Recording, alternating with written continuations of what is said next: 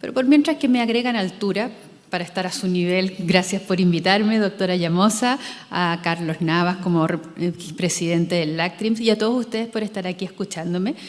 Creo que me dieron la misión más linda y complicada de neuromielitis, puesto que hoy en día hace mucho tiempo que la inmunología ha ido avanzando a velocidad de un tren bala.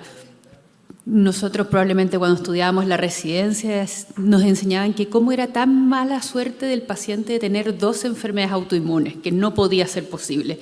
Y hoy en día sabemos que eso sí pasa y es factible y lo vemos cada día en nuestros pacientes. La presentación es muy visual porque a mí me interesa que se lleven conceptos visuales que queden grabados en su corteza occipital y que luego pasa al temporal y la podamos presentar cada vez que vean un caso o una resonancia o una imagen, digan, yo lo vi esto en alguna parte. Así que vamos a partir con eso. Sabemos que neuromielitis óptica es una astrocitopatía que tiene una altísima carga emocional para el paciente, una carga de estrés para nosotros como tratantes y para la familia.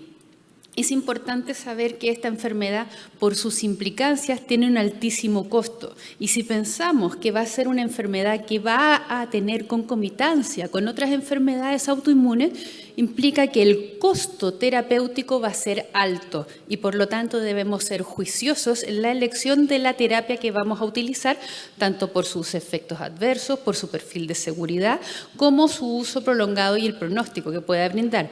Tendremos que alguna vez estar en la balanza de qué tratar, si un lupus, un Sjögren o la neuromielitis, tendremos que preferir algunas, son causa, consecuencia. Eso vamos a tratar de discernirlo durante esta presentación.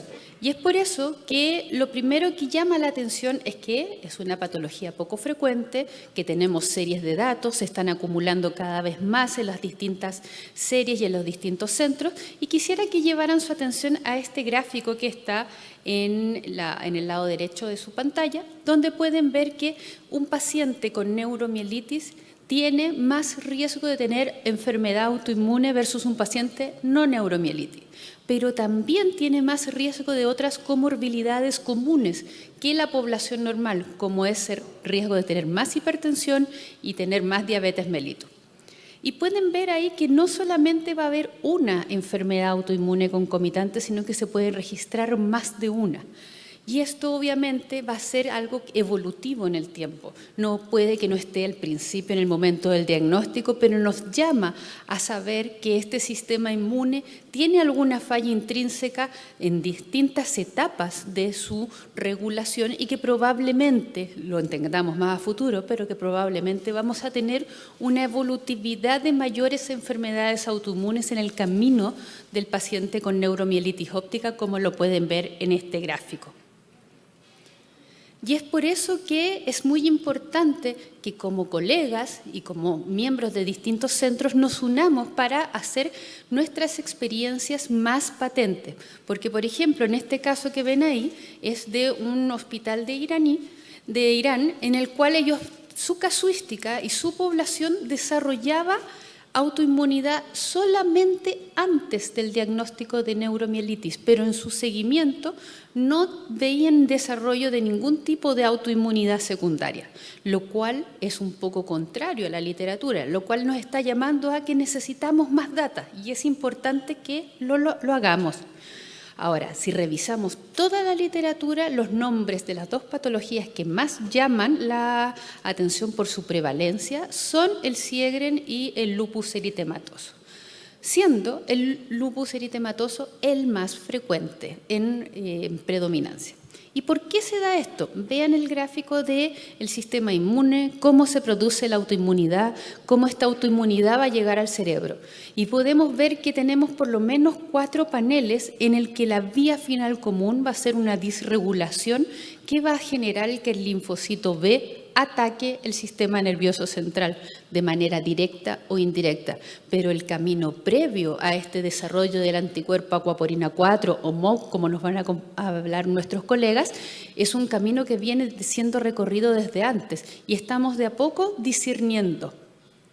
Y es importante en eso entonces que nos transformemos no solo en neurólogos, sino que también en inmunólogos y logremos comprender a cabalidad el sistema inmune desde los progenitores en la médula ósea hasta su educación en el timo para los linfocitos T y en el vaso para los linfocitos B con posterior exposición en los ganglios linfáticos. Y es por eso que como todavía no conocemos la causa de esta disregulación, hay diferentes teorías. También existe en neuromielitis óptica y en las enfermedades autoinmunes reumatológicas la teoría de que hay un agente viral ambiental que en un paciente susceptible genera una disregulación inmune y una autoinmunidad por mimetismo o como epifenómeno. Todavía esto no está claro, pero hay pacientes que pueden tener anticuerpos dando vuelta, ya lo sabemos, y no todos desarrollan autoinmunidad. Y ahí entra otro factor asociado a esta autoinmunidad que nos hace más susceptibles, que es una disrupción de la barrera hematoencefálica. Esta disrupción viene con el paciente o es algo secundario, por ejemplo, al mismo cuadro infeccioso, que hace que esta barrera sea más permeable y el paciente pueda tener un fenómeno autoinmune secundario, un paso de anticuerpos desde el sistema, desde la circulación sistémica al sistema nervioso central. Espero que en otros MECTRIMS de unos 5 o 7 años más podamos tener las respuestas a estos gaps que todavía no estamos completamente seguros, pero se ve promisorio, se ve auspicioso el futuro. Entonces, lupus, foto. Siempre, no sé si a ustedes les pasaba, pero en reumatología siempre decían poliartralgias de articulaciones pequeñas, de articulaciones grandes, y uno terminaba enredándose con las distintas poliartralgias. Por eso les traje este gráfico para que recuerden visualmente dónde le duele a los pacientes, que son en los puntitos rojos, que además van a tener alteraciones cutáneas, van a tener alteraciones en distintos órganos y estos van a ser secundarios a, adivinen, formación y depósito de complejos inmunes por inmunoglobulinas dentro de su patogénesis, que se parece un poco al complejo de ataque de membrana que es activado por la aquaporina 4 para generar esta disrupción de la barrera hematoencefálica y destrucción y por lo tanto paso hacia el astrocito. Ya estamos encontrando algunas semejanzas. Por lo tanto, ¿qué pasa? Si bien la neuropatía es óptica en todas sus variedades, no como neuritis óptica, es más frecuente porque son vasos pequeñitos en el nervio óptico y estos depósitos inmunes afectan los vasos más pequeñitos, generan una vasculitis, entonces voy a tener neuropatía. Pero ¿qué otra circulación tenemos que también es dependiente, es muy dependiente de su volumen por lo poco irrigado que es? La médula, y por lo tanto vamos a tener más frecuentemente que una neuritis óptica, una mielitis longitudinalmente extensa o una mielitis transversa que va a afectar tanto sustancia gris como sustancia blanca de la médula y que se va a ver así como lo ven en este gráfico. La neuritis óptica en general no va a tener compromiso del nervio óptico, pero sí puede tener, porque en medicina no tenemos nada que sea excluyente. Por lo tanto, si tengo un paciente que tiene lupus y que tiene un lupus eritematoso sistémico de reciente diagnóstico y presenta una mielitis transversa, yo debo descartar que no esté desarrollando una neuromielitis óptica aquaporina 4 positiva y debo ser persistente en el tiempo en buscarla porque su pronóstico va a ser mucho peor a que si fuera, por ejemplo, una mielitis longitudinalmente extensa secundaria a un uso de tratamiento anti-TNF, que sucede en menos del 5%.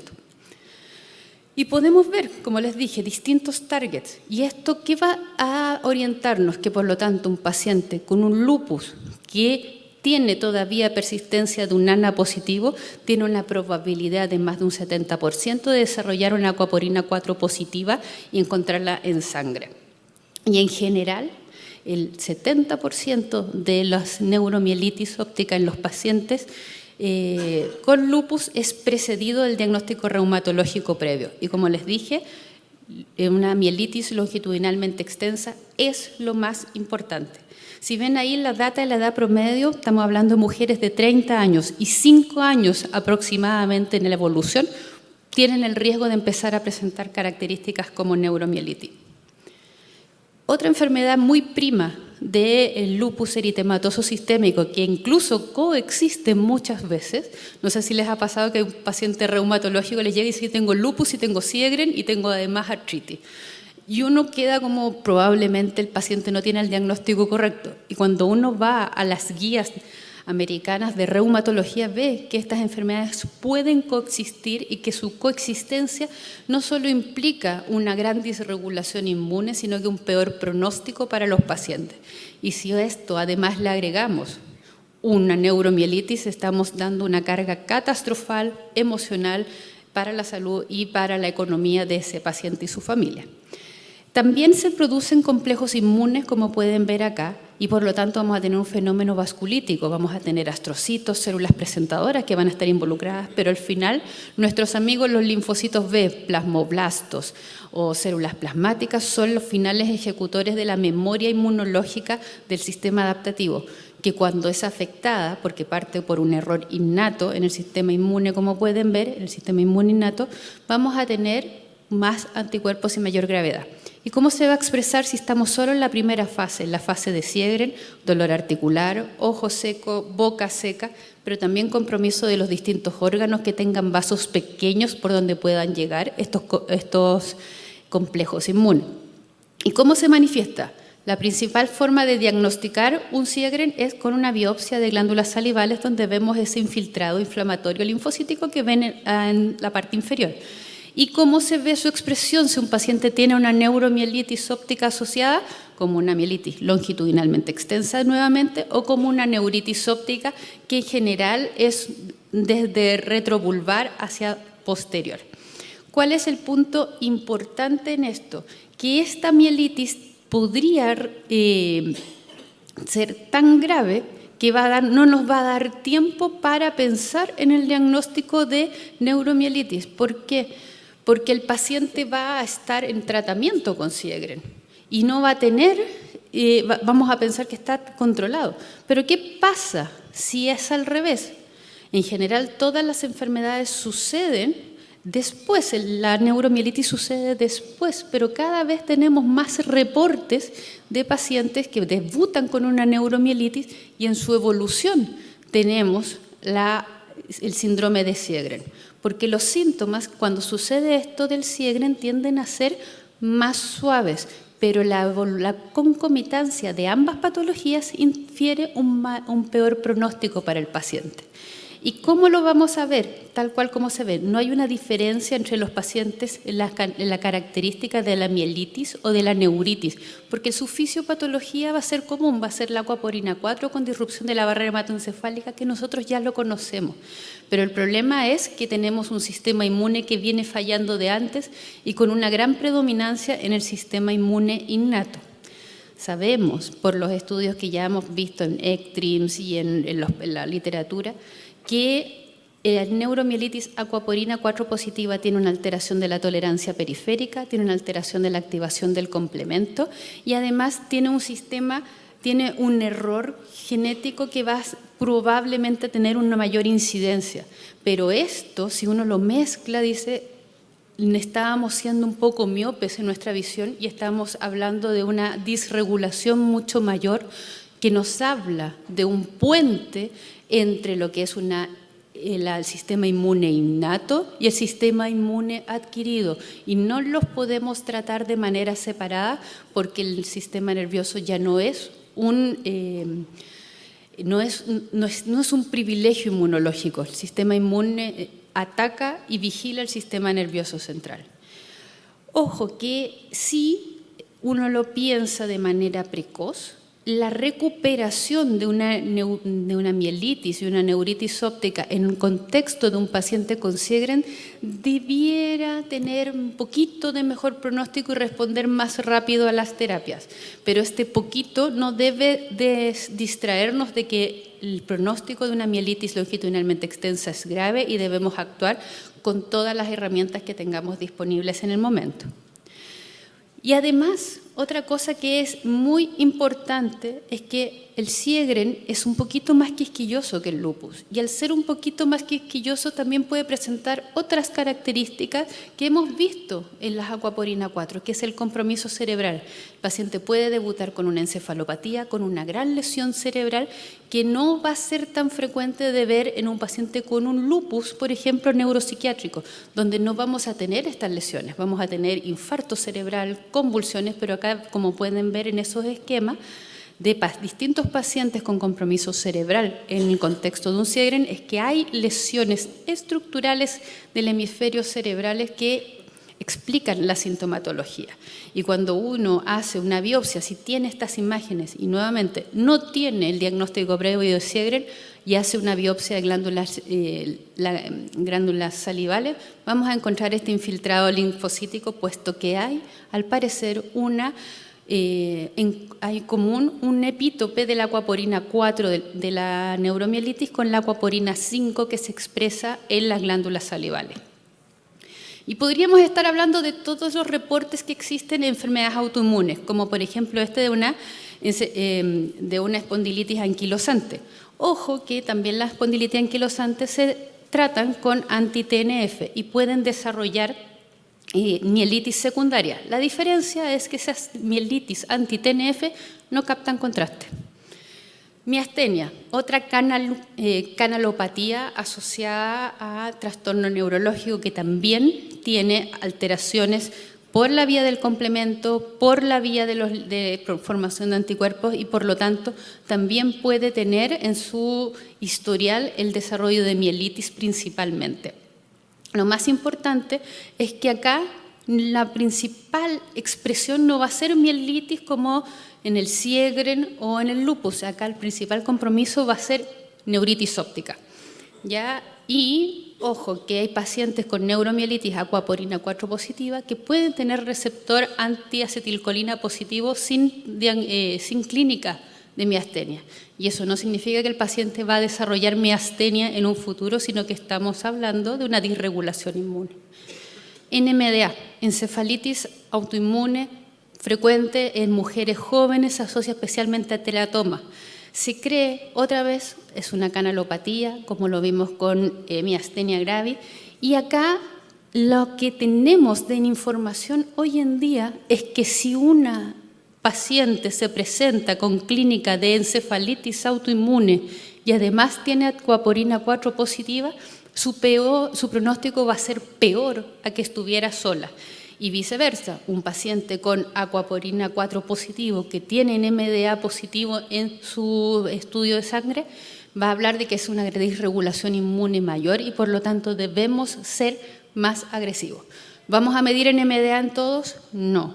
Solamente cuando se da en un contexto, en un paciente, por ejemplo, que estén sospechando una mielitis y en resonancia no la vean, o una neuritis y no lo vea, ahí uno solicita el otro anticuerpo.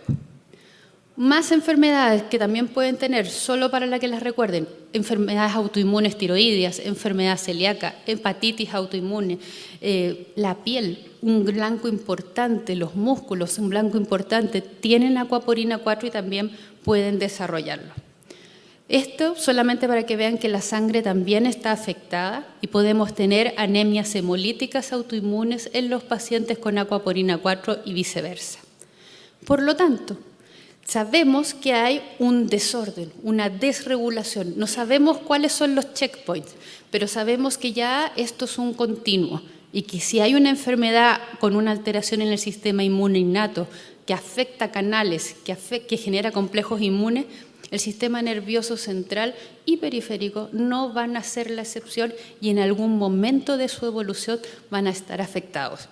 Porque al final el sistema inmune es como una gran orquesta, donde en algún minuto tocan las flautas, en otros tocan los órganos y en un momento tocan todos al mismo tiempo. Muchas gracias.